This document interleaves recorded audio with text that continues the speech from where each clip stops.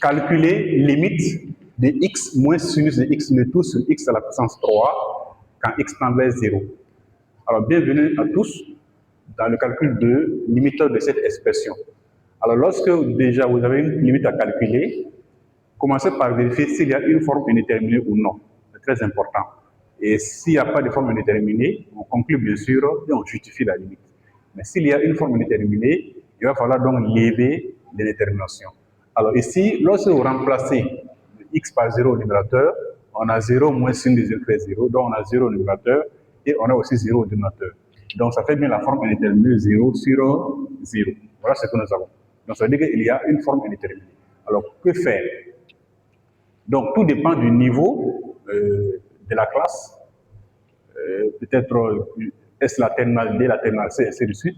Mais pour aller plus simplement ici, nous allons utiliser la notion donc, de développement limité. Voilà, au niveau de, bien sûr, du sinus de x.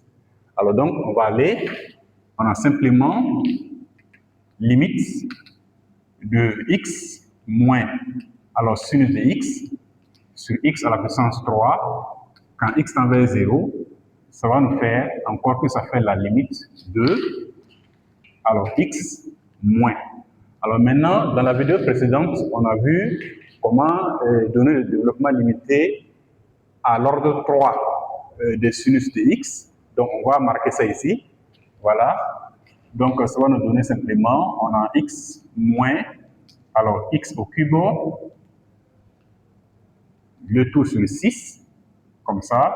Alors plus x au cube, epsilon dx. Voilà. Donc là, sur x au cube, quand x tend vers 0. Donc voilà ce que nous avons. Alors, maintenant, ce qui est important, on va travailler le numérateur en laissant tomber la parenthèse. Donc ça va nous donner qu'on a la limite de, alors ça fait x, là on a moins x, donc plus x à la puissance 3 sur 6, moins, voilà, ça fait donc x au cube epsilon dx, donc sur x au cube, quand x tend vers 0. On précise que ici, epsilon, c'est une fonction dont la limite fait 0 lorsque x tend vers 0. Alors maintenant, ça va nous donner quoi? On aura que ça fait la limite 2.